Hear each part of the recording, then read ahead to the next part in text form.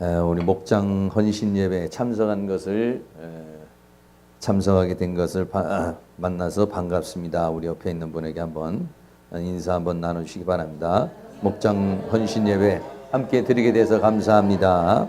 네. 연말까지 배가로 다 성장을 해야 되는데 참 요즘에 우리가 전도를 많이 못하고 있습니다. 우리 목장마다 하나님의 은혜로 배가 되는 역사가 있기를 축복합니다. 그리고 이번 목장 그 찬양 경연대회 다 1등 하실 수 있기를 축복합니다. 그래서 아주 이렇게 오늘 보니까 치열한 경쟁이 될 것 같아요. 그래서 하여튼 이렇게 지난번에도 상금을 이렇게 두둑이 이렇게 타셨는데 이번에도 여러분들이 오늘 목장 헌신 예배 때 헌금을 많이 내면 상금이 많아지고 그래서 하여간 이렇게 세상 사람들은 세상에서 사는 재미로 살지만 예수 믿는 사람은 예수 믿는 재미로 사는 겁니다. 그래서 요즘에도 늘 보면 낮에 이렇게 나오셔서 기도하신 우리 기도실 식구들 이렇게 보면은 어떻게 보면은 행복해 보여요. 제가 이렇게 봤을 때 연세 이렇게 드신데 매일 낮에 나와서 같이 기도하고 나가서 뭐 또 칼국수도 하나씩 사잡수시고 시장도 같이 다니시고 이런 모습 보면은 참 여생을 참 잘 보내고 계시다. 그러지 않으면 뭐 집에서 팔이 아프다, 목이 아프다, 뭐 이렇게 하고 또 힘들 텐데 이렇게 나와서 같이 교회를 위해서도 기도하고 또 개인적인 문제를 놓고도 이렇게 기도하는 그런 모습을 보면은요, 참 좋다 이런 생각을 많이 가져요. 그래서 목장 헌신 예배에 여러분들이 좀 같이 모여서 이렇게 시간을 나누는 것이 쉽지 않지만 그래도 누군가가 자꾸 이렇게 막 솔선수범해서 모이자. 그래서 찬양 연습도 좀 하자 해서 루디아 목사님 스케줄 한번 보시고 또 물어보고 또 안 되면 주일날 오후에 또 이렇게 하시고 뭐 이렇게 해가지고 잘 이렇게 하시면 좋겠고. 근데 오늘 메들리로 이렇게 하는 거 보니까 메들리를 한 목장에서 한 10곡 정도 하면 1등 하지 않을까 이런 생각도 드네요. 고맙습니다. 오늘 오전에 14만 4천인이 시온산에 딱 서 있는 모습, 이런 모습. 근데 주님과 더불어서 함께 서 있는 그런 모습. 그러면서 찬양을 할 때 그 모습. 여러분 한번 상상을 한번 해보세요. 시온산, 하나님의 영광의 보좌 앞이라고 이렇게 생각하시고 거기에 이 세상에서의 수없는 전투를 하다가 주님과 더불어서 싸워서 이기고 승리한 그 모습들, 그 승리한 모습들, 그런 사람들이 그 시온산에 서가지고 하나님 앞에 막 찬양을 하는 그 모습은 정말 감격적일 것 같아요. 너무 감격스럽고 너무 참 그동안에 힘쓰고 애쓰고 계시록 13장에 있는 적그리스도 거짓 선지자 환난과 핍박 중에도 성도는 신앙 지켰네. 그런 여러 가지 일제 시대도 그렇고 초대교회도 그렇고 그 수없는 박해, 수없는 고통, 그런 압박 속에서도 그 터널을 다 뚫고 나와가지고 거기에서 부르는 찬양이야말로 정말 또 감격적이고 또 가치가 있고 또 보람 있고 또 의미 있는 그런 찬양이죠. 인내는 쓰지만은 그 열매는 달다. 이런 말이 있는 것처럼 그렇게 참 그 어려운 과정을 통과한 그 사람들의 모습, 참 그렇죠. 우리나라도 일제시대에 그런 광복이 되고서 이제 나와서 광복이 돼가지고 그 성도들이 감옥에서 나오고 옥중에서 고통을 당하던 사람들은 얼마나 당당하겠습니까?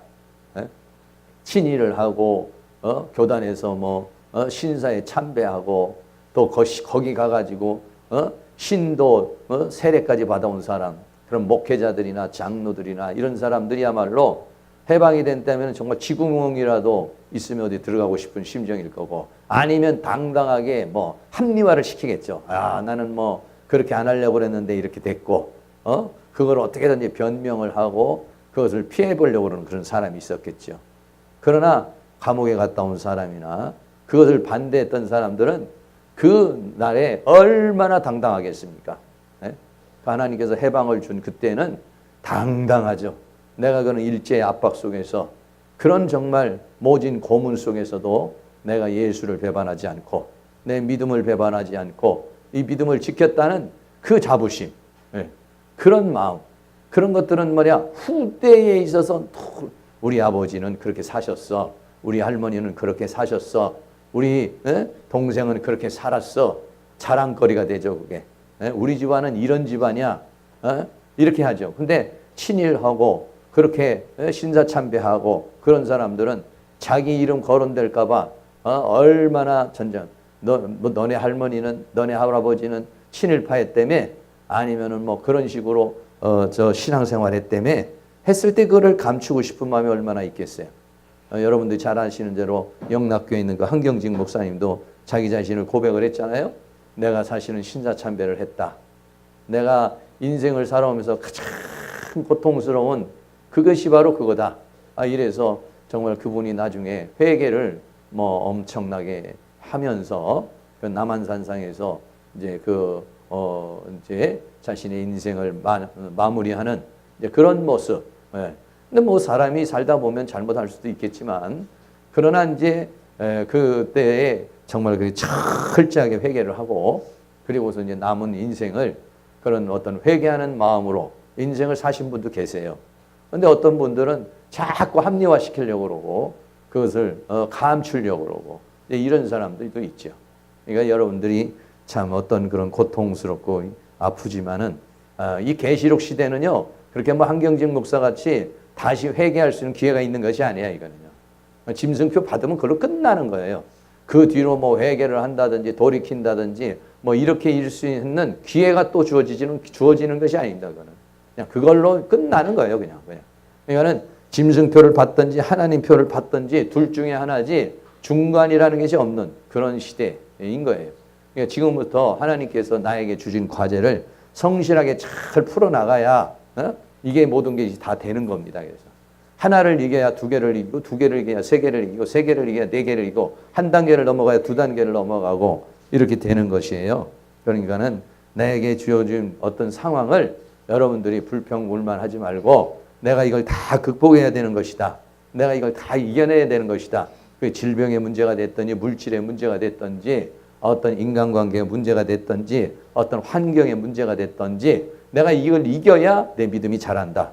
내가 이걸 이겨야 저 높은 곳을 향해서 간다. 내가 이거를 견뎌야 시온산에 선다. 할렐루야. 그런 마음을 가지고 적극적으로 정면 돌파할 수 있기를 주의 이름으로 축원합니다. 우리 옆에 있는 분에게 정면 돌파하시기 바랍니다. 도망가지 마시기 바랍니다. 예, 정면 돌파. 참, 전 정면 돌파 좋아하는 사람입니다. 정면 돌파 좋아하는 사람인데, 왜? 도망가봤자 이게 도망간다고 해결이 될 것 같으면, 도망가서 해결이 될 것 같으면 도망가죠. 회피해서 될 것 같으면 회피를 하죠. 근데 여러분 생각해 보세요. 하나님 앞에 어디로 도망가겠어요? 계산동으로 도망가겠어요? 부평구로 도망가겠어요? 아니면 인천에서 어디 저쪽 서울로 도망가겠어요? 아니면 대한민국에서 중국으로 도망가겠어요? 중국에 가면 거기 하나님이 공항에 딱 나와 계세요. 어디로 가도 하나님은 딱 계시니까. 아니 어디 하나님의 권한이 딱 대한민국에만 한정이 돼 있다면 내가 그냥 도망가겠어요. 나도 힘들면은 어디 일본으로 도망가든지 아니면 다른 데로 가겠어요. 그러나 하나님은 이 온 우주에 충만하시니, 온 우주에 충만하시니 내가 도망갈 수도 없고, 그리고 또 마귀가 또 마귀의 권한이 이게 미국에만 있다든지 중국에만 있는 게 아니에요. 이게 마귀도 역시 마찬가지예요. 어디를 가도 따라옵니다. 나를. 다 떨쳐버리고 도망가도 예, 내가 내리는 순간에 거기에 마귀가 벌써 나와 있어요. 왜? 그건 비행기 안 타도 와요. 그거는. 우리는 비행기 타고 가야 되지만 그거는 시간과 공간이 제약이 없이 그냥 와버려 있어. 거기에 있어요. 시편에서 그런 말씀 있잖아요.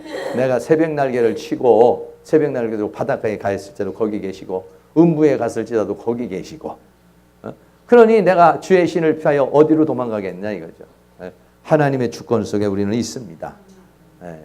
오늘 우리 목장 헌신 예배 드리면서 이 목장 식구들을 이게 같이 요즘에는 참 목장들 이게 모여서 하는 게 시간도 없고 또 만나서 이렇게 대화하고 이런 것도 어렵잖아요. 그전에는 뭐 이렇게 목장에서 만나서 집안에서 만나서 밥도 해 먹고 부침개도 부쳐 먹고 이런 걸 굉장히 재밌게 생각을 했는데 요즘에는 뭐 이렇게 신방하는 것도 별로 뭐 이렇게 좋아하지도 않고 또 같이 이렇게 가정에서 이렇게 모이는 거 별로 안 좋아하죠. 그래서 좀 목장이라는 것이 좀 어려운 그런 상황 속에 있는데 그래도 이제 이게 목장이 이렇게 발전을 해야 됩니다. 그래서 누군가 한 사람이 자꾸 모여야 되는데 그만큼 목장 식구들이 목장이 발전하려면은 관계가 중요해요. 관계. 그래서 관계를 잘해야 되죠. 우리 내적 치유하면서 관계의 기술이라고 하는 이제 그런 것을 제가 이렇게 강의를 이렇게 하는데 관계라고 하는 것은요 기술이 필요해요. 기술이. 그냥 관계가 만들어지는 게 아닙니다. 관계는요 다 기술이 있어야 돼요. 소통이 되려면은요 이게 기술이 있어야 됩니다. 기술이 없으면은요 소통이 되지를 않아요. 근데 소통이 잘 되려면 어떻게 되느냐? 관계가 잘 되려면은 가장 중요한 게 뭐냐면 공감 능력이 있어야 돼. 공감 능력. 공감 능력이라는 건 뭐냐면은 저 사람이 느끼는 감정, 저 사람이 지금 슬픈지 화났는지 기뻐하는지 좋아하는 건지 이거를 우리가 아는 거. 그래서 거기에 대해서 적절하게 반응하는 거. 이걸 뭐라고 그러냐? 공감 능력이라고 이렇게 말해요.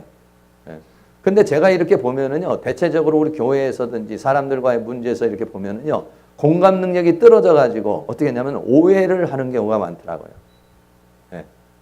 오해를 한다거나 아니면은요, 왜곡을 하는 경우가 많아요.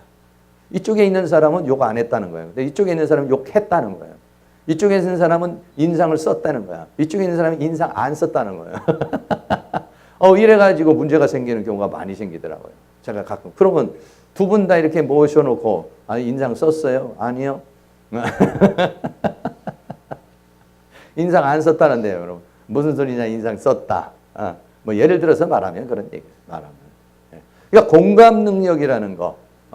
그 전에 이제 그런 얘기들이 있는데 서로 느낌만 가지고서 자기 나름대로 판단하는 경우가 많이 있어요. 느낌만 가지고서 그 사람의 목소리, 그 사람의 어떤 생각, 뭐 어떻게 하다 보면 소리가 이렇게 좀 크게 나올 때도 있고, 조금 어떨 때는 얼굴이 경직될 때도 있고 이렇잖아요. 그렇는데 그걸로 인해 가지고 잘못 생각하는 경우가 많이 있어요. 그래서 우리는요. 오해, 불신, 왜곡, 부정적인 생각, 선입관념 이런 것들이 사실은 많이 있습니다. 그래서 그걸로 인해 가지고 그런 걸로 인해 가지고 저 사람이 나를 싫어하나 보다. 저 사람이 나에게 반감을 가지고 있나 보다. 저 사람이 나에게 뭔가 앙금이 있나 보다. 이렇게 생각하는 경우가 많이 있어요. 근데 나중에 만나서 당신 나한테 뭐 그런 앙감이 있냐, 앙금이 있냐 그러면 없는데 이렇게 얘기하는 경우가 많이 있어요. 아, 그래요? 나는 그렇게 생각을 했는데 당신 나 볼 때마다 얼굴을 찌푸리길래 날 싫어하는 줄 알았다. 아니, 눈에 티가 들어가서 그런 거다. 이런 경우가 많이 있어요. 그러니까 공감이라고 하는 거, 느낌이라는 거 있어요. 근데 느낌이라는 게 굉장히 주관적이라는 거죠. 공감을 하는데 주관적이라는 거예요. 아니요, 공감은 객관적이어야 되는 거예요. 이게. 객관적 공감을 해야 되는데 주관적 공감을 하는 거예요. 주관적 공감 능력이 있어야 소통이 잘 돼요. 그런데 공감을 하는데 주관적 공감을 한다고. 자기 나름대로 그냥 판단해 버린다고. 자기 나름대로 생각을 하는 거예요. 자기 나름대로 그것을 평가하는 거예요. 그래가지고 이랬다 저랬다 이렇게 말하는 아니에요. 물어봐야 됩니다. 물어봐야 돼요. 당신 이런 거냐 저런 거냐 이렇게 얘기를 나눠보고 마음을 나눠봐야 그래야만이 알 수가 있어요. 저도 가끔 그런 경우도 우리 집사람하고 이렇게 얘기할 때 어느 경우에는 뭐 기분 나쁘게 대하는 것 같고 또 아니면은 다르게 얘기하는 것 같아요. 그래서 얘기를 해보죠. 왜 당신 나한테 그렇게 기분 나쁘게 얘기를 하느냐? 나 그런 의미 아니다. 뭘 아니긴 뭘 아니냐 하면은 아니라는 거예요. 그럼 왜 그랬느냐? 그러면 아니 그냥 그때 당시에 내 기분이 좀 나빠서 그렇게 한 거다. 뭐 이런 경우들이 많이 있어요. 그래서 우리가 이렇게 이제 구역에도 이렇게 함께 모여서 사람이 관계를 가지면서 갔는데 이 공감 능력이라는 게 매우 중요해요. 그런데 주관적 공감을 가져서는 안 된다. 주관적 공감을 가지면 안 된다. 예를 들어서 말하면은 키 작은 사람한테 한번 사기를 당했어요. 그랬는데 또 그렇다 보니까 우리 교회에 키 작은 사람이 또 이제 만나게 된 거예요. 근데 그분이 이제 얘기를 하는데 그런 어떤 상황이 이제 벌어지게 되는 거예요. 그럼 선입관념을 가지고 있어요. 키 작은 사람은 다 사기꾼이야. 또 아니면 키 큰 사람한테 당해서 그러면 키 큰 사람은 다 신고. 이런 선입관념. 이런 것들도 굉장히 우리에게 공감 능력을 떨어뜨리게 하는 그런 부분들이 우리에게 많이 있어요. 그래서 여러분들 우리가 목장에서 이렇게 지내고 사람과의 관계를 가질 때는요. 물어봐야 합니다. 대화를 나눠봐야 돼요. 대화를 나눠보고 물어보고 어떤 문제가 생기면요. 그거에 대해서 함께 그것을 털어놓고 얘기를 해봐야 돼요. 그러지 않으면은요. 그거에 대해서 문제가 생기는 경우가 많이 있어요. 그러면 이상하게 반응하죠. 내가 느낄 때 이렇게 느꼈어요. 그러니까 반응을 어떻게 합니까? 그렇게 반응을 해버린 거예요. 그럼 저쪽에서는 왜 저렇게 반응할까? 이상하다. 난 잘못한 게 없는데. 그래서 저쪽에서요 또 이상하게 반응을 하는 거예요. 그러다 보면 이제 관계가 깨져버리고 꼬여버려요. 그럼 문제가 생기는 경우가 많이 생깁니다. 그래서 공감을 하되 자기 느낌으로 가지면 안 된다. 자기 느낌을 가지고 공감을 갖는데 어떻게 하냐? 상대방이 그걸 물어봐야 되죠. 그런데 상대방이 이렇게 봤을 때 슬픈지 화가 났는지 기쁜지 좋은지 이거 분별하는 게 그렇게 쉽지 않습니다. 예. 한번 보세요. 옆에 있는 사람, 옆에 있는 분 한번 보세요. 지금 어떤가 한번 보세요. 상태가. 기뻐하는지 슬퍼하는지 아니면 아무 생각 없는지 한번 물어보세요. 한번. 느낀 대로 한번 물어보시라고. 맞는지. 슬프세요? 하고 물어보세요. 한번. 기쁘긴 뭘 기뻐요? 그런 경우가 많습니다. 그래서 여러분들이 공감을 갖는데 상대방은 그렇지 않은데 자기가 그렇게 느끼는 경우가 많이 있어요. 자기가 그 사람은 지금 어떤 생각하니라고 심각하게 생각하고 있는데 상대방은 뭐냐? 지금 화났어요? 이렇게 물어보고 아니 나 지금 생각 중이야. 이런 경우가 많다 이런 얘기죠. 그래서 공감 능력이라는 것이 우리에게 필요한데 그 공감을 통해서 여러 가지 오해, 불신, 왜곡, 부정적 생각, 선입관념 이런 것들이 있어요. 그래가지고 반응을 그렇게 한다는 거죠. 그렇게 되면은 관계가 깨져버리고 마는 거예요. 네. 그리고 더 나아가서는 이 공감 능력을 반응을 하는 데 있어서 우리가 중요한 것 중에 하나가 뭐냐면 상대방을 존중해 줘야 된다는 거예요. 존중해 줘요. 네. 상대방을 존중해 주는 거. 네. 상대방이 한 행동이나 상대방이 한 어떤 액션이나 상대방이 한 어떤 말이나 표현에 대해서 의미가 있을 것이라고 생각을 해야 돼요. 의미가. 존중을 해줘야 돼요. 뭐 저런 식으로 행동을 하는 거야. 이렇게보다는 뭐 어떤 의미가 있겠지. 저 사람이 저렇게 말했을 때. 그게 뭐냐면 존중해 주는 겁니다. 이게. 만약에 우리가 존중 안 해주면요. 말하는 거 잔소리로 들어버릴 수도 있고 그냥 흘려들어버릴 수도 있어요. 그런데 상대방이 이야기하는 거에 대해서 의미를 잘 생각을 해보셔야 돼요. 의미를. 그래 보면은 이 사람이 내가 볼 때는 이런 거 별거 아닌데 저 사람한테는 큰 상처가 됐구나. 저 사람한테는 참 어떤 의미가 됐구나. 이렇게 우리는 그걸 볼 수가 있어요. 존중해줘야만이 내가 거기에 적절한 반응을 해요. 그런데 존중을 안 하잖아요. 그럼 무시를 해버리는 거예요. 존중 안 하면 무시를 해버리면 무시하면요 관계가 깨져버리는 거예요. 그러니까 존중을 해줘야 돼요. 내가 볼 때 그냥 쓸데없는 말 같고 하찮은 말 같고 하찮은 행동 같지만은 의미가 있으니까 그러는 거거든. 의미가 있어서. 의미가 있으니까 우는 거거든. 의미가 있으니까 소리 지르는 거거든. 의미가 있으니까 때를 쓰는 거거든. 의미가 있으니까 그러는 거거든요. 내가 느끼는 감정으로만 그것을 그냥 생각하면 안 되고 거기에 대해서 이렇게 존중해주는 마음, 더 나아가서 거기에 대한 배려하는 마음, 이런 것들이 굉장히 우리들이 관계를 하는데 중요해요. 관계가 잘 되잖아요. 그러면요, 사람은 행복감을 느끼는 거예요. 네. 관계가 좋아 보세요. 저하고 여러분하고 관계가 좋아 보세요. 그러면 은혜를 받아요. 그럼 저하고 관계가 안 좋아하잖아요. 제가 아무리 여기서 기가 막힌 설교를 해도 은혜 하나도 안 됩니다. 네. 왜? 관계가 깨졌기 때문에 다 불신해요. 듣고 싶지 않은 거예요. 관계가 이루어지면 좀 설교를 못해도 좀 잘못해도 오늘은 좀 피곤한가 보다 이렇게 생각할 수 있어요.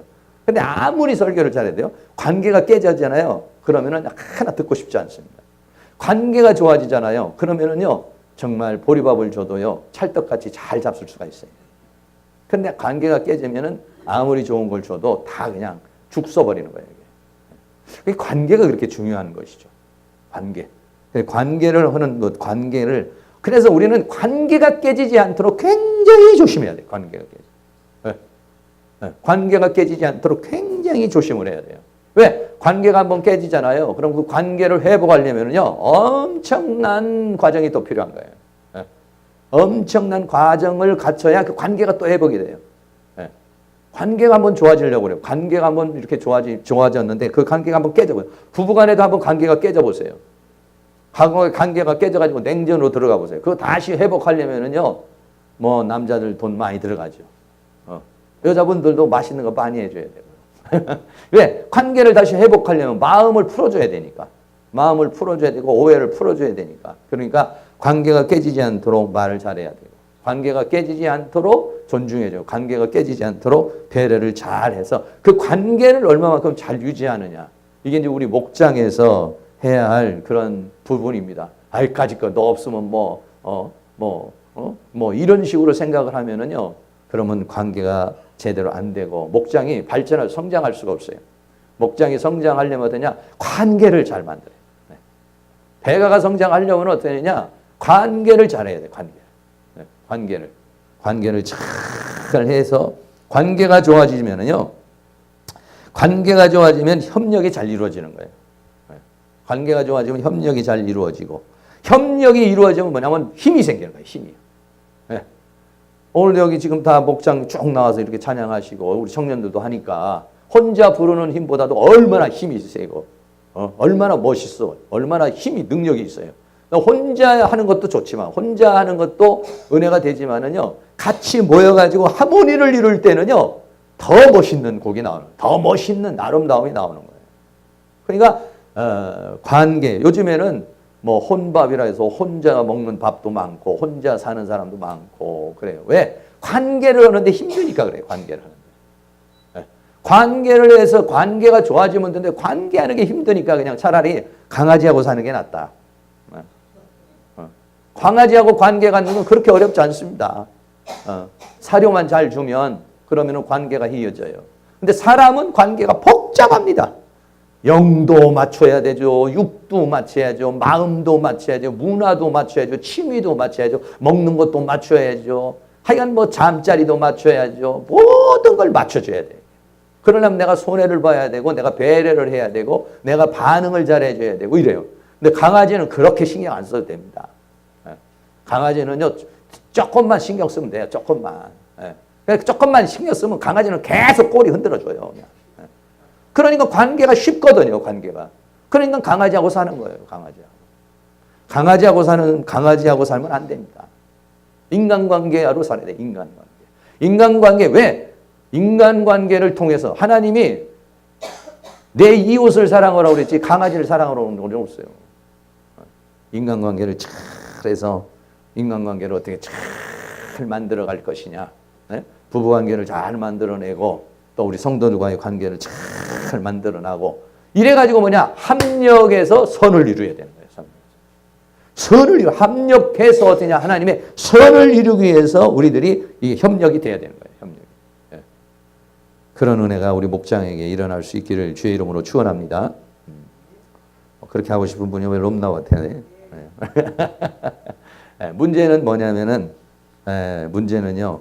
오늘날에 관계를 잘 해야 되는데 관계를 하려니까 뭐가 생기느냐? 스트레스를 받는 거예요. 스트레스. 수입은 지금 현재는요. 수입은 다 늘었어요. 옛날 100만 원 벌던 돈이 200만 원 벌어요. 150만 원 벌던 돈이 200만 원 벌고 200만 원 벌고 300만 원. 수입은 늘었어요. 네. 우리나라가 3만 불 시대 뭐 이렇게 넘어갔으니까 그러니까는 수입은 늘었어요. 반대로 월급은 올랐단 말이에요. 그런데 뭐가 문제냐? 수입이 오르려면 그만큼 일을 해야 돼요. 그러니까 일을 하려면 뭐가 되냐? 스트레스를 받아요. 스트레스를 받으니까 그 스트레스 비용으로 월급 오른 만큼 다 나가요. 그래서 월급 오른 만큼 스트레스 비용으로 되느냐? 아니에요. 더 들어가요. 더 들어갑니다. 옛날에는 그냥 감자 까먹고 고구마 까먹어도요. 아, 그냥 행복했어요.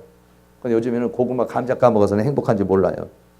왜? 스트레스를 많이 받으니까. 그러니까 어떻게 해야 되냐? 먹어도 요즘엔 고기도 좀 많이 먹어야 돼요. 왜? 스트레스를 너무 많이 먹어서 먹는 걸로라도 스트레스를 풀어야 돼요. 그것도 안 되니까 어떻게 여행도 해야 돼요. 먹는 것도 많은 거 맛있는 걸 먹어야 돼요. 여행도 해야 돼요. 또 옷도 좋은 걸 입어야 돼요.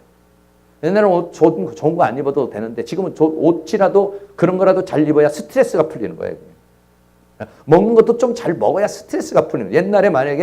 옛날에 내가 100만 원 벌 때 만약에 내가 음식을 5천 원짜리 먹어도 스트레스가 풀렸다면은 내가 지금 200만 원, 300만 원 번다면요. 그 5천 원까지 먹어가지고 스트레스가 안 풀려요.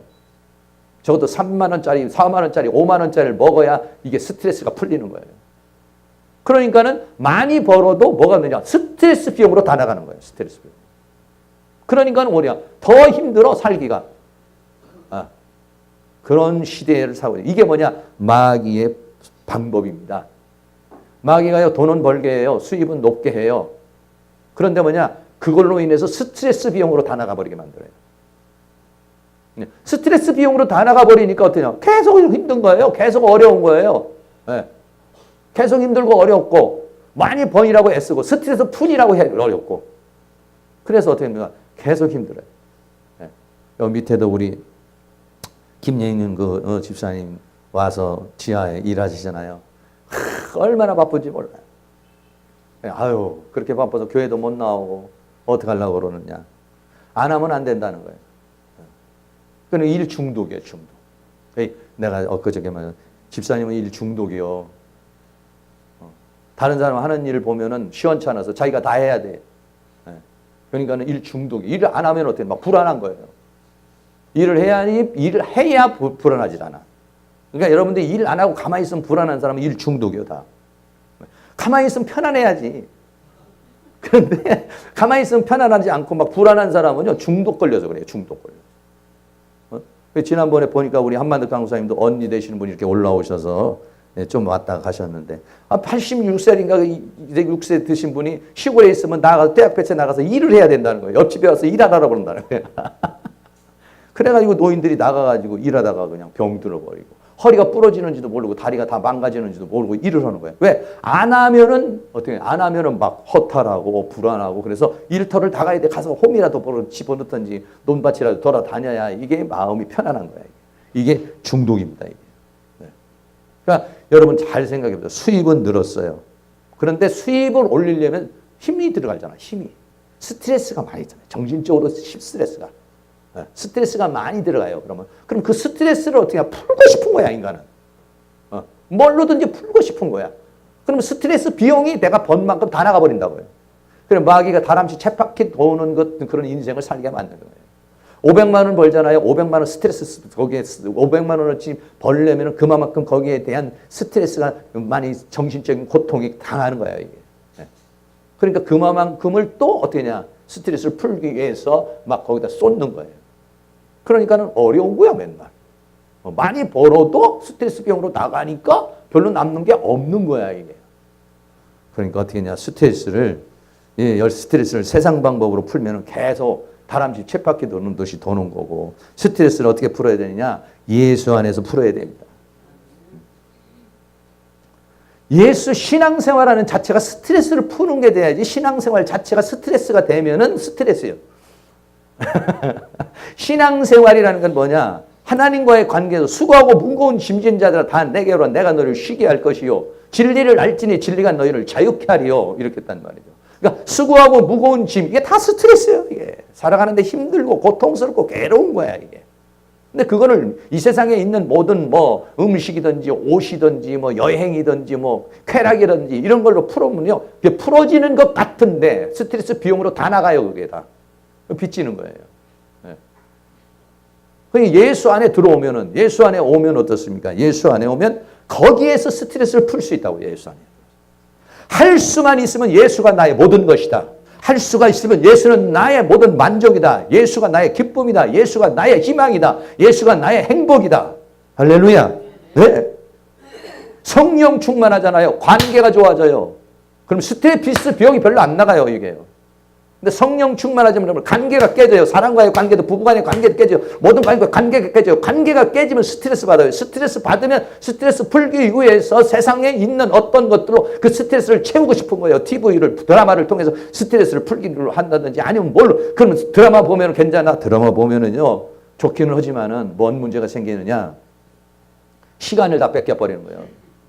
기도할 수 있는 시간, 영적 생활할 시간, 요 시간을 다 뺏겨버리는 거예요. 영은 죽는 거죠. 혼적인 부분은 어떻게 조금 만족이 될는지 모르겠지만은 그런 걸로 스트레스 풀어서 나에게, 여러분, 영으로 스트레스를 풀고요. 예수로 스트레스를 풀고, 예수로 이게 주님 앞에 나와서 기도로 스트레스를 풀고, 찬송으로 스트레스를 풀고, 말씀으로 스트레스를 풀잖아요. 그럼 스트레스도 풀리고 뭐가 되느냐? 영이 성장을 해버려요. 근데 혼으로 스트레스 풀잖아요. 그러면은요, 혼이 나가버려. 네. 드라마 한 5시간만 보세요. 저 스트레스, 정신이 왔다 갔다 하고 돌아다니는 드라마만 보여요. 네. 기도 많이 해보세요. 그러면 영이 막 살아. 할렐루야. 네. 오늘 여기 여자로 더럽히지, 이 지금 14만 4천인 나오는 이 사람들, 네. 시온산에 선 사람들, 이 사람들은 예수님과 함께하는 사람들이에요. 예수로 스트레스를 푸는 사람들이에요. 믿음으로 스트레스 풀고, 기도로 스트레스 풀고, 찬양으로 스트레스 풀고, 하나님의 말씀으로 스트레스를 풀고, 예수 안에서 쉼을 얻는 사람들이에요. 이 사람. 그러니까는 세상을 이길 수가 있는 거예요. 이게. 네. 그렇지 못하면은요, 세상으로 인해서 계속해서 세상에 있는 거예요. 그래서 우리가 목장이 잘 되려면 어떻게 되느냐? 오늘 여기 14만 4천과 같은 그런 사람이 돼야 돼요. 뭐 간단하게 오늘 말씀을 잠깐 이렇게 살펴보도록 하겠는데요. 첫째는 이 지금 14만 4천인의 모습이 뭐냐면 여자로 더럽히지 않고 정절이 있는 자라 그랬어요. 계시록 14장 4절에 이 사람들은 여자로 더불어 더럽히지 않고 정절이 있는 자라 그랬어요. 더럽히지 않는다는 거예요. 뭘로? 세상으로 인하여 더럽혀지지 않는 거예요. 생각이 더럽혀지지 않는 거예요. 감정이 더럽혀지지, 영이 더럽혀지지, 삶이 더럽혀지지 않는 거예요. 더럽혀져. 마귀는 어떻게 하냐? 우리를 세상으로 인해서 세상에 있는 어떤 것들로 우리를 다 더럽게 하려는 거예요. 이 더럽히지 않는 거 이렇게 생각하면 딱 한 사람 우리가 아주 인상 깊게 생각나는 사람이 있어요. 그게 누구냐? 다니엘이에요. 여러분 더럽혀지잖아요. 이게 그럼 다 스트레스가 되는 거예요. 네. 왜? 그럼 막 더럽혀지니까 마음이 복잡하고 욕망이 생기고 욕심이 생기고 욕정이 생기거든요. 그럼 어떻게? 그거 풀어야 되니까. 힘든 거예요. 그게. 다니엘은 뭐냐? 다니엘은 뜻을 정하여, 다니엘 1장 8절에 보면 다니엘은 뜻을 정하여 왕의 진미와 그의 마시는 포도주로 자기를 더럽히지 아니하리라. 더럽히지 않는다는 건 사탄이 준 생각과 감정에 젖는 거 아니에요. 젖지 않는 거예요. 악한 영에 더럽히지 않는 거죠. 죄악에 더럽히지 않는 거예요. 감정이, 생각이, 영이 더럽혀지지 않는 거예요. 더럽혀지잖아요. 그럼 그거 다 또 정결하게 하려면 그게 다 스트레스로 나가는 거예요. 그러니까 다니엘은 자기를 갖다가 유지할 수 있는 그런 사람이 됐어요. 아, 인간의 행복이 어디 있느냐? 자기를 더럽히지 않는 거구나. 영적 상태를 계속 유지하는 거구나. 그래요. 영적 상태를 계속 유지하잖아요. 그러면 돈 들어갈 게 별로 많지 않아요. 근데 더럽혀지잖아요. 마음이 더럽혀지고 욕심이 생기고 욕망이 생기잖아요. 그럼 그걸 갖다가 풀기 위한 스트레스 비용으로 엄청나게 많은 것들이 나가고 막 고통스럽고 힘들고 막 외롭고 막 이런 것들이 이제 생기는 거죠. 다니엘이라고 하는 사람은 그렇게 했다 이죠. 여자로 인하여 더럽히지 않는다. 여기서 말하는 여자는 타락한 교회를 말하고 거짓 선지자를 가리켜서 말하는 거죠. 거짓 선지자들이 여자를 통해서 우리를 더럽게 하는 거예요. 어떤 게? 이 여자는 세상과 세상에 있는 욕망을 가지고 우리에게 와서 유혹하고 미혹하는 거예요. 그래서 이 14만 4천을 뭐냐? 더럽히지 않는 사람이에요. 더럽히지 않아요. 뭘로? 세상으로 인하여 더럽히지 않는 거. 네. 그러려면 어떻게 하냐? 계속 우리는 어떻게 하냐? 예수 그리스도의 십자가의 보혈로 씻어야 되고, 지난번에도 말씀을 드린 것, 우리 집회에서도 말씀드렸죠. 24시간 하나님의 임재가 머물도록 해야 된다. 네. 내게서 예수님, 성령의 임재가 떠났다면 빨리 하나님 나를 예수 보혈로 씻어주시고, 성령의 임재하여 주옵소서. 1시간마다 자기를 체크를 해볼 필요가 있어요. 내가 성령의 임재가 있는가 지금? 성령의 임재가 내가 지금 머물고 있는 사람인가? 아니면 악령이 지금 임재하고 있는 것인가? 악령이 임재하면 어떻게 하냐? 예수 그리스도의 십자가의 불로 씻고 성령이 임재하여 주옵소서. 주님이 나를 통치하여 주시옵소서. 이게 뭐냐? 이 나를 지키는 거예요. 더럽히지 않다. 그런 사람이라 이거죠. 두 번째는 어린 양이 어디로 인도하든지 따라가는 자며 그랬어요. 14장 4절에. 두 번째는 어린 양이 어디로 인도하든지 따라가는 자고. 어린 양이 어디로 인도하든지 따라간다는 것은 예수님과 하나가 됐다는 거예요. 예수님과 동행하고 있다는 것이죠. 창세기 5장에 보면은 에녹이라는 사람이 나오죠. 에녹이라는 사람이 뭐냐면 300년 동안 하나님과 동행하였다 이렇게 말했어요. 동행이라는 이 할라크라는 말은 걷는다 이런 말인데, 걷는다는 말이요. 보조를 맞춰서 걷는 거예요. 주님과 함께 보조를 맞춰서 걸어가는 것이죠. 동행하는 거예요. 동행. 300년 동안 예수 하나님과 동행하였더니 에녹은 죽음을 보지 않고 어떻게 하냐? 하늘로 승천해버리고 말았죠. 이 성경에는 여기 동행한 사람들이 많이 있습니다. 이 동행한 사람들은 어린 양이 어디로 인도하든지 따라가는 자며, 이런 사람들이 어떻게 했냐? 이기는 삶을 사는 거죠. 노아도 마찬가지입니다. 창세기 6장에서 노아가 있어요. 노아는 이렇게 말했어요. 창세기 6장 8절에 그러나 노아는 여호와께 은혜를 입었더라. 노아의 사적은 이러하니라. 노아는 의인이요 당세 완전한 자라. 그가 하나님과 동행하였으며 이랬어요. 어떻게 죄악의 세상을 이길 수가 있겠어요? 노아의 시대에 모든 사람이 다 죄악 속에 있다고 그랬는데, 그런데 노아의 사적은 이러하니라. 노아는 의인이요 당세 완전한 자라. 그가 하나님과 동행하였으며. 동행해야 이걸 이길 수가 있어요. 죄악을 이길 수가 있어요. 그러면 오늘날로 말하면 24시간 주님의 임재가 머무는 사람이 돼야 된다. 성령의 임재가 머무는 사람이 돼야 된다. 성령의 임재가 없으면 어떻게 해요? 성령이 임재하여 주옵소서 하면은 나는 넌 싫다 하고 도망가시나요? 아니에요. 원하면은 오십니다. 할렐루야. 네? 근데 내가 가만히 있으면 그분이 내게 임재한, 내 안에만 계시지 내 안에서 역사하지를 않아요. 내가 그분을 향할 때 역사하는 겁니다. 내가 그분을 믿을 때 역사하는 거예요. 네? 그래서 그분이 나를 임재가 내 안에 있을 수 있는 사람. 이게 동행이에요. 동행. 아브라함도 역시 마찬가지예요. 히브리서 11장 8절에 믿음으로 아브라함은 부르심을 받을새 순종하여 장래 기업으로 받을 땅에 나아갈새 갈 바를 알지 못하고 나갔으며 그랬어요. 갈 바를 알지 못하면 하나님의 지시를 따라서 살았다는 거예요. 이게 뭐냐? 동행. 어린 양이 어디로 인도하든지 따라가는 자며. 여러분 이게 따라간다는 게 쉽지 않죠.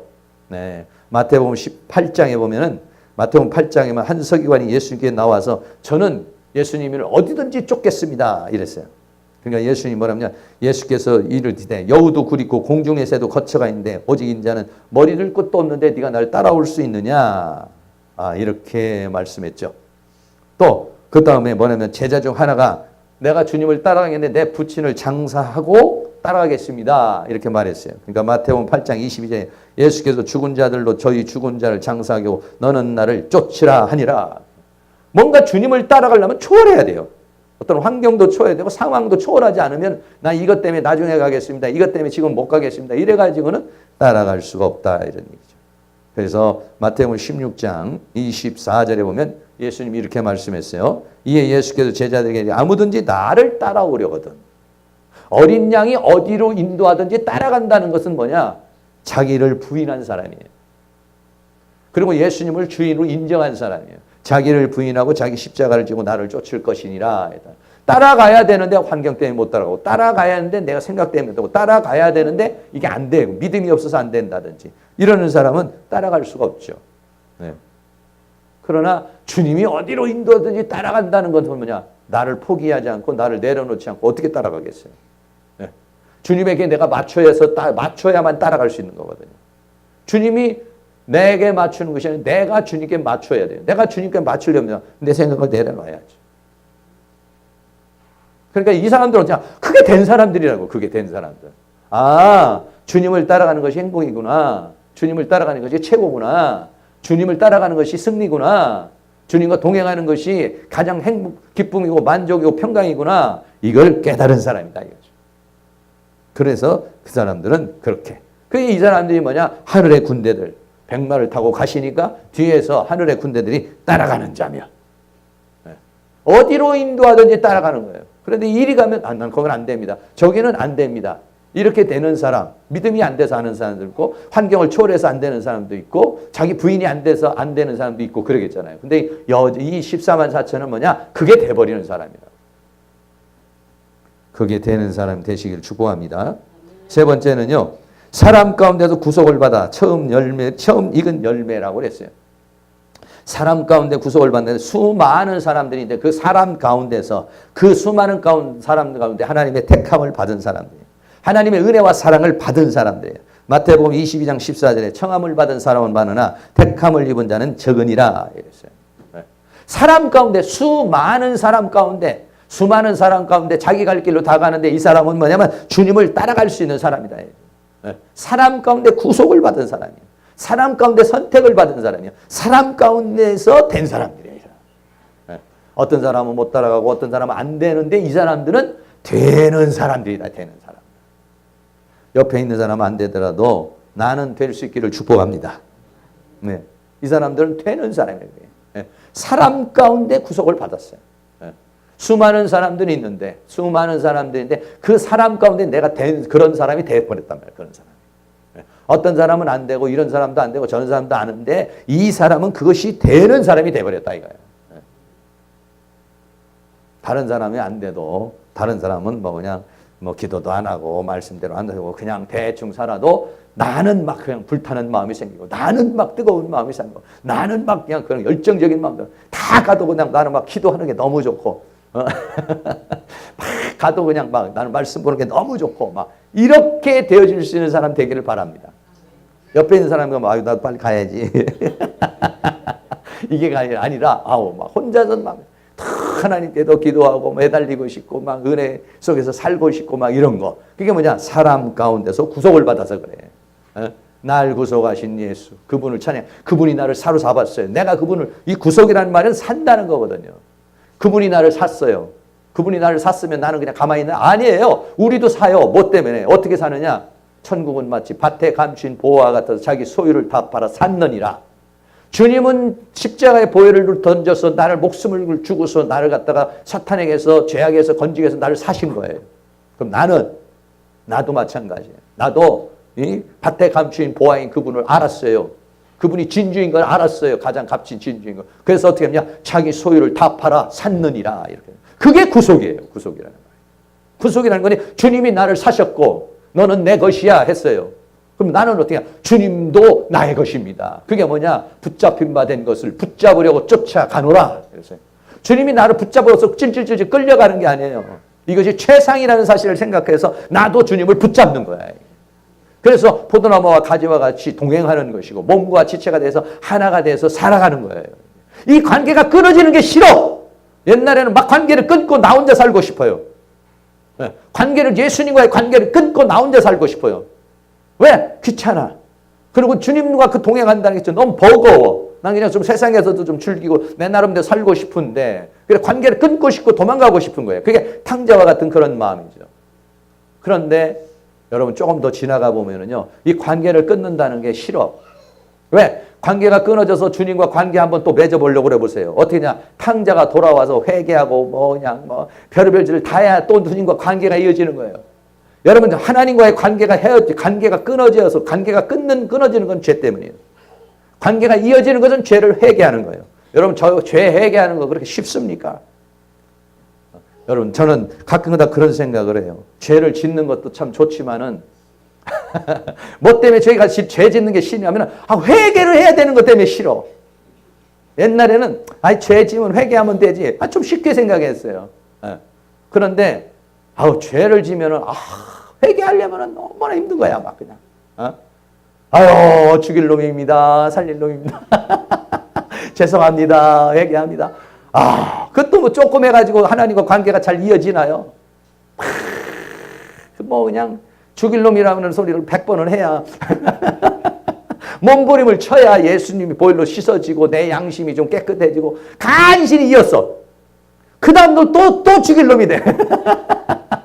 그러면 어떻게 해요? 관계는 있기가 싫지. 왜? 관계는 있는 것이 있다가 끊어졌다가 너무 힘들잖아요, 이게. 그러니까 이 관계를 계속 이기 위하니까 죄 유혹이 와도 내가 이거 죄 지면 또 관계를 위해서 금식도 해야 되고 관계를 위해서 또 눈물도 해 기도도 해야 되고 관계를 위해서 막 해야 되는데 이 목사가 이거 관계 안 하고 회복 안 하고 살 수도 없고 여러분 성도가 이거 하나님과의 관계를 끊고 살 수는 없는 거 아니에요. 하나님과의 관계가 끊어져 보세요. 뭐가 되겠습니까? 하나님과의 관계가 끊어지면 인생은요 아무 재미가 없는 거예요. 육적인 재미는 있겠죠. 혼적인 재미는 있겠죠. 그러나 영혼은 메말라 가는 거예요. 영혼이 그냥 영혼이 메말르잖아요. 그럼 어떤 상황이 생기냐면 삶이 사는 것 같지 않은 거예요. 영혼이 메말르도 아주 기쁘게 사는 사람, 조금 그 사람 정신이 좀 이상한 사람이지. 아니면 그 영혼의 기쁨을 모르는 거죠. 영혼이. 여러분 우리 예수 믿는 사람, 영이 살아난 사람, 영이 아예 죽은 사람은 그거 모르죠. 영이 아예 죽은 사람은요 혼적 기쁨으로 육적 기쁨으로 사는 거예요. 그러나 우리는 영혼의 기쁨을 알잖아. 찬양하고 기도하고 그럴 때 그 영혼의 기쁨, 내 영혼이 소생해서 하나님과의 관계를 가지면서 그 십자가의 은혜를 느끼면서 눈물 콧물 쏟고 그 감격과 감동과 감화가 있는 이 영혼의 기쁨을 아는 사람은요 이 영혼의 기쁨이 없으면 내가 사는 것 같지가 않은 거예요. 내가 뭐하고 사나 이런 생각이 들어요. 혼적 기쁨으로 오늘 살 수가 없는 사람이에요. 육적 기쁨으로 살 수가 없는 사람. 그걸로 어느 정도 지탱은 하지만은요 늘 내 영혼이 메말라. 뭔가 공허해. 뭔가 허전해. 뭔가 아니야. 이게 뭐냐? 예수 믿는 사람이 그런 거예요. 예수 믿는 사람이. 예수 믿는 사람은 좀 혼적인 문제가 육적인 문제가 물질적인 문제가 없어도 영혼이 기쁨을 견뎌내는 거야. 견뎌내는 거예요. 할렐루야. 영혼이 기쁘면 좀 힘들어도 영혼이 기쁘면 어려워도 그렇게 견뎌내는 거야. 그러니까 이 관계를 끊고 싶지 않은 거야. 이 관계를 끊는 게 뭐냐면 세상과 죄악이라는 거죠. 이게 관계가 끊어져서 한번 이으려면 얼마나 고통스럽습니까? 인간과의 관계도 한번 끊어져 보세요. 그 관계를 회복하려면요 얼마나 어려운 건지 몰라요. 정말 그렇습니다. 부부관계도 한번요 싸워가지고 한번 다퉈보세요. 그거 한번 관계 이으려고 해봐요. 왜? 한번 하면 그냥 있는 말 없는 말 다 쏟아내버렸거든. 그래가지고 그거 다 주워 담고 그 감정을 다 이렇게 풀어주어서 다시 관계를 가지려고 해봐요. 그러면 또 그게 한 달도 가고 막 두 달도 가고 어떤 사람 1년도 가고 막 그냥 어떤 사람 끝까지 안 풀어지고 이런 것도 있잖아요. 사람과의 관계도 외워지려면 그렇게 어려워요. 하나님과의 관계가 끊어졌다고 생각해 보세요. 사랑과의 관계도 끊어지면 불편하잖아요. 같이 살기는 하는데 불편하잖아요. 힘들잖아요. 고통스럽잖아요. 이게. 그런데 하나님과의 관계가 끊어져 보세요. 죄로 인해서 하나님과의 관계가 끊어지면 기도를 해도 뭔가 소통이 안 되고 예배를 드려도 소통이 안 되고 이게 안 되는 거야. 그러니까는 그걸 되려면 처절한 회개를 해야 되는 거예요. 처절한 회개를. 내 가슴을 찢고 베옷을 입고 머리에 뒤집어 쓰고 하는 그런 처절한 회개를 해서 내가 씻어야만이 어떠냐? 그래야만이 관계가 헤어져요. 이게 관계가. 네가 아무리 나한테 기도를 해도 네 손에 피가 있고 네가 죄악이 있으므로 내가 너를 듣지 않는다 이렇게 말했어요. 그러니까 하나님과의 관계를 회복하려면 그렇게 돼야 되잖아요. 근데 이게 구속함을 받은 사람들, 구속함은 예수님이 나를 십자가 보혈로 샀고 나도 주님을 위해서 내 소유를 팔아 주님을 사는 거거든요. 이게. 구속함을 받아 처음 익은 열매가 된 사람들이다. 네 번째, 이 사람들은 어린 양에게 속한 자라 했어요. 어린 양에게 속한 자라. 이 속한 데서는 오늘 오전에 많이 말씀을 드렸죠. 이사야 40장에서도 너는 내 것이다 이렇게 말해요. 값으로 산 것이 되었으니 하나님께 영광을 돌려라 이렇게 말했어요. 그렇습니다. 주님, 나는 주님의 것입니다. 로마서 12장 1절에 거룩한 산 제물로 내 자신을 주님 앞에 드립니다. 이게 뭐냐면 어린 양에게 속한 사람이다. 어린 양에게 속한 사람. 나는 너는 소속이 어디야? 어린 양이요. 소속이 어디요? 하나님이요. 어린 양에게 속하고 하나님께 속한 사람이다. 소속이 거기야. 그분의 도장이 찍힌 사람이에요. 나는 거기에 속한 사람이고 나는 거기에 거하는 사람이다.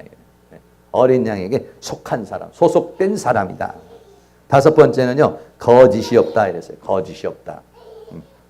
마귀는 어떤 존재냐면 거짓이에요. 마귀는 뭐냐면 변질입니다. 변질.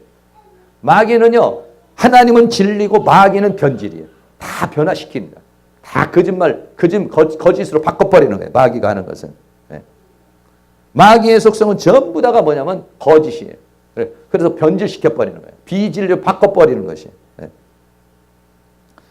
요한복음 8장 44절에 너희는 마귀에게 나갔으니 너희 아비의 욕심을 너희도 행하고자 하느니라. 저는 처음부터 살인한 자의 진리가 그 속에 없으므로 진리에 서지 못하고 거짓을 말할 때마다 제 것으로 말하는 이는 저가 거짓말쟁이요 거짓의 아비가 되었습니다. 근데요, 여기서 이 거짓이라는 것이 계시록 22장 15절에 보면 개들과 술객들과 행음자들과 살인자들과 우상숭배자들과 거짓말을 좋아하며 지어내는 자마다 성 밖에 있으리라. 그냥 거짓이 그냥 거짓말로 끝나는 것이 아니라 계시록에서는 뭐라고 하냐? 그 사람들은 성 밖에 있는 것이라는 거예요. 그래서 이게 무슨 얘기냐? 거짓의 영에 사로잡힌 사람들을 말하는 거예요. 이 거짓의 영에 사로잡히는 비진리에 사로잡힌 사람들이에요. 마귀가 뭐냐면 거짓이에요. 제가 이렇게 가만히 보면요, 거짓말 잘하는 사람들은요, 나중에 보니까는 미혹의 영에 잘 걸리더라고요. 네. 뭐 괜히 그렇게 습관적으로 거짓말하는 사람이 있어요. 여러분 습관적으로도 너무 거짓말하면 안 돼요. 그냥 선의의 거짓말, 뭐 이상하게 그냥 맨 거짓말하는 사람, 맨 거짓말하는 사람은 맨 거짓 영이 이렇게 있어요, 이렇게. 그래서 그런 사람이 잘못하면은 미혹에 걸려. 그래가지고 속임을 당해 사기를 당하는 경우가 많이 봤어요. 미혹의 영에 걸리고 거짓의 영에 사로잡히는 사람들이 있어요. 그러니까 할 수만 있으면은 여러분들이 거짓말 안 하는 게 좋아요. 에베소 4장 25절에 그런지 거짓을 버리고 각각 기의술을 들고 참된 것을 말하라. 네. 이는 우리가 서로 지체가 됨이라.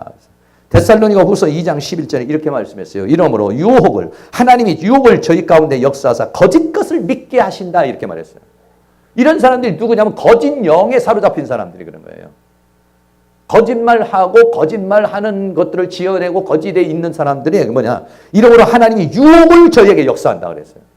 유혹이 오는데 그게 진짜인 걸로 알게 해가지고 거짓 것을 믿게 한다 이렇게 말했어요. 그럼 죽는 거죠, 그게. 그러니까 이 거짓의 영이 들어왔을 때 이런 것들은 우리 잘 그거를 분별할. 이 사람들은 그냥 거짓이 없다. 이 말은 뭐 살면서 거짓말을 하지 않는다. 이보다는 진리 안에 있다 이거예요. 진리 안에. 거짓이 싫어. 거짓말 하는 게 싫어지는 거야. 거짓말 하는 게 좋아지는 거죠. 거짓말이 싫어. 네. 오늘날에 어떻습니까? 오늘날에는 참 불신 시대에 살고 있는 거예요. 네. 목사도 못 믿어요. 장로도 못 믿습니다. 집사도 못 믿습니다. 네. 못 믿을 세상에 못 믿을. 세상을 못 믿을 수 있는. 왜? 거짓 영이 난무하는 시대고 거짓을 말해도 자기 이익을 위해서는 뭐 그냥 거짓을 다 말해버리는 거예요. 그러니까 옛날에는 집사님이시다, 뭐 장로님이시다 그러면은 그러면 일 좀 잘해주세요 그러는데 요즘에는요 거짓을 하도 그런 사람이 오니까 아주 정말 어려워요. 오늘 안 나오셨는데 우리 보니까 여기 하이병원에 입원하신 분이 한 분이 여기 와서 기도 좀 하신다고 저녁에 왔어요. 우리 공부하는데. 옛날 같으면 누구 오신다고 그랬으면 아이고 들어와서 열심히 기도하고 왔었는데 혹시 사기꾼 아닐까. 사모님 뒤에서 좀 지켜보세요. 왜?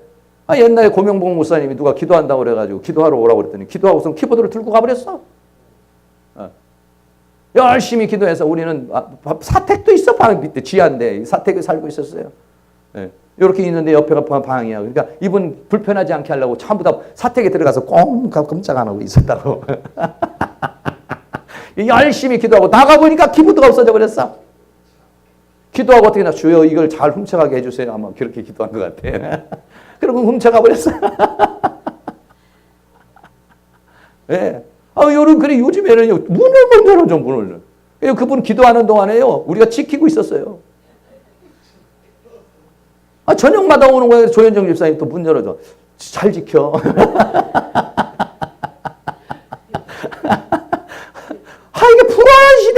살고 뭐 집사라고 그래도 진짜인지 가짜인지. 근데 내가 하이병원에 전화해봤어요. 이런 사람이 있냐니까 있다고 하더라고요. 아 그래 조금 덜 안심을 했어. 저녁마다 와요. 새벽에도 몇 번 나왔어요. 새벽에도 이렇게 나와서 이제 기도하는데. 근데 그분이 갈 때까지 우리 못 가는 거예요. 왜? 뭔 짓을 할지를 모르니까. 뭔 짓을. 아, 이런 시대에 살고 있어. 슬퍼요, 사실은요. 슬퍼. 슬퍼요, 슬퍼. 옛날에는 누가 기도하러 온다고 그래도 은혜 받으러 온다고 그러면 아우 오셨느냐고 감사하다고 이렇게 하고 그러는데 요즘에는 오면은요. 아유, 저거. 그래서 우리 끝나고서는 우리 가야 되니까 나가시라고 그래가지고 불 끄고 내보내고 그랬어요. 옛날 같으면 알아서 집사님 여기 불 끄고 나가시고요. 여기 번호가 몇 번이니까 또 들어오시면 들어오세요. 아, 이렇게 우리가 말할 수 있어야 되는데. 요즘 그렇게 했다가는요. 뭔 일이 벌어질지 모르죠. 이런 불신 속에서 살고 있어요, 정말. 이런 불신 속에. 왜? 거짓이 그냥 난무예요, 난무예요. 하나 양심의 가책도 받지 않아요, 하나도. 가책도 안 받고, 아주 그냥 손바닥 뒤집듯이 그냥 뒤집고, 그냥 아주 그냥 그런 시대에 오늘날 살아가고 있는 겁니다. 살아가고 있어요. 오늘 정말 그런 시대에 오늘날 우리가 살고 있어서 어렵습니다. 어떤 교회에 어떤 안수 집사님이 오셨다. 그럼 권사님이 오셨다. 그러면 옛날에는 아우 권사님 오셔서 감사합니다. 근데 이 권사님 저쪽 교회에서 무슨 방알성 피우고 여기 도망 온 거 아닌가? 옛날엔 그런 분 왔다 그러면은요, 고맙게 생각했고, 아이고 권사님 오셔서 너무 감사합니다. 이렇게 생각하는데 아니 이렇게 보면은요, 나중에 보면은 그 교회에서 문제 일으키고 온 사람이 많아요. 문제 안 일으키는 사람이 특별한 이유 없이 뭐하러 교회로 옵니까? 남의 교회로.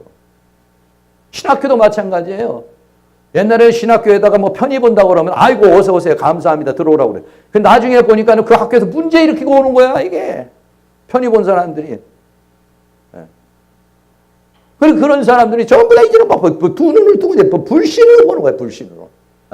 옛날에는 그냥 그런 사람 왔으면 아이고 잘 오셨습니다 감사합니다 하나님의 은혜입니다. 그런데 하나님 은혜가 아니야 이렇게 보니까. 뒷조사를 해보면은 거기서 뭔가 스트라이크를 일으키고 온 거예요. 이게. 그렇지 않으면 정상적으로 가는 사람들 같으면 뭐하러 오겠어요? 특별히 이사를 했다든지 어떤 특별한 이유가 있다든지 이런 경우 외에는 이게 아니거든요. 이게 옛날에는 교회에서 문제가 생기면 이명증서를 써줘요. 저쪽 교회에서 어디로 온다고 그러면 그쪽 교회에서 우리 교회로 가니까 이 권사님은 무슨 이유로 인해 가지고 그쪽 교회로 가니까 목사님께서 그 권사님을 잘 이렇게 양육해 주시기를 바랍니다. 그래서 어떻게 올 때 이명증서를 받았다고요. 요즘에는 이명증서 받아오러 오라면 안 받아와요. 그럼 안녕히 계십시오 하고 가버린다고요. 학교도 마찬가지로 편입해가지고 오면은 가서 성적 증명서하고 다 띄워오시오 이러면은 우물우물 오면 이거 문제가 있는 거예요 이게. 요즘엔 그런 시대에 오늘 사람 믿을 수가 없는 그런 시대. 우리라도 믿을 수 있는 사람이 될 수 있기를 바라요. 할렐루야. 네, 그렇습니다. 저도 이렇게 보면은 막 이렇게 같은 게 나와 있으면은 거짓과 속임과 술수와 변질과 왜곡과 오해와 이런 것들이 그래서 제일 사람들이 잘 쓰는 용어 중에 하나가 뭐냐면 진짜야? 라는 말이랍니다. 정말이야? 진짜야? 이 말이요. 이 랭킹 1위랍니다. 우리나라 사람들이 쓰는 이유가. 뭔 얘기하면 그 정말이야? 이 말이요. 아주 그냥 우리가 흔히 쓰는 말 같은데 이게 랭킹 1위랍니다. 이게. 네. 요즘 말 중에서 그게 랭킹 1위래요. 그만큼 불신 시대에 오는 이 거짓이 난 말. 이 사람들은 거짓이 없는 자라. 진리를 사모하는 사람이다. 그래서 저도 웬만하면 거짓말을 그냥 이렇게 선의의 거짓말이라도 잘 안 하려고 노력을 이렇게 많이 이렇게 속어서는 이런 거 조금 거짓말 좀 해야 되는데 이런 생각이 있어도 안 하려고 노력을 많이 하는 게 잘못하다가 거짓영이 사로잡혀요. 거짓영. 네. 그러면 어떻게 되냐. 자기도 모르는 유혹에 빠지고 잘못하면 그런 거짓에 사로잡혀 버리는 거예요. 마지막으로 흠이 없는 자라. 그 입에 거짓말이 있고 흠이 없는 자라. 흠이 없다는 것은요. 참 우리가 살면서 얼마나 흠이 많아요. 흠도 많고 점도 많고 탈도 많고 문제가 많잖아요. 왜? 에베소 2장 1절에 우리는 본질상 진노의 자녀라고 그랬어요. 우리는 죄와 허물로 죽은 자라는 거예요. 우리의 현실은 흠투성입니다. 저희 이렇게 얘기하지만 저도 흠투성이고 인간이라는 존재 자체가 다 흠투성입니다. 여러분. 그런데 어떠냐? 이 과정을 거쳐서 그 흠이 없어져 버렸다 이거야. 이 과정을 거쳐서 수많은 과정, 시온산까지 오는 동안에 광야에서 나와서 시내산을 거쳐 시온산까지 오는 과정에서 이 흠이 없어졌다 이거야. 흠이. 예? 할렐루야. 예. 예수님의 보혈로 씻어서 정결케 하시고 진리의 말씀으로 사탄이 심어놓은 생각과 감정을 다 뽑아내버리고 성령으로 악한 영들을 다 몰아내버리고 말씀으로 그리스도의 형상을 이루어서 흠과 점과 티를 이거를 처리했다 이런 얘기예요. 이런 사람들이 시온산에 섰다. 할렐루야. 네, 결론입니다. 여자로 오늘 여기 14만 4천인의 모습은 첫째는 여자로 더럽히지 않은 사람, 어린 양이 어디로 인도하든지 따라가는 사람, 사람 가운데 구속을 받은 사람들, 하나님과 어린 양에 속한 사람들, 거짓이 없는 사람들, 흠이 없는 사람들이에요. 이거는 정말 주님과 딱 하나가 되지 않으면 어려운 것이죠. 한 주간도 살면서 여러분이 이 주님과의 관계의 끈을 놓지 마시기 바랍니다. 마귀는 어떻게든지 끊으려고 그래요. 죄와 세망과 이 세상에 있는 것들은 우리를 주님과의 관계를 끊으려고 막 육적인 욕망을 주고 생각에 뭐 이상한 생각을 주고 막 별의별 짓을 다 해요. 이게요. 네, 여러분 관계가 끊어져 보세요. 인간은 영원히 죽으면은요 정말 삶의 의미를 놓치고 말아버리는 거예요. 이 관계를 끊지 않기 위해서 그 믿음의 정죄를 지키고 하나님과의 관계를 사모하는 마음을 가질 때 하나님이 그에게 큰 은혜를 주실 줄로 믿습니다. 오늘 목장 헌신 예배를 드리면서 앞으로도 목장 찬양 연습도 좀 많이 하시고 여러분 목장과의 식구들과의 관계도 좋아지고 하나님과의 관계도 좋아지고 해서 우리 교회가 목장이 더욱더 이번 목장 찬양 경연대회를 통해서 더 목장이 하나 되어지고 더 성장하는 역사 일어날 수 있기를 주의 이름으로 축원합니다.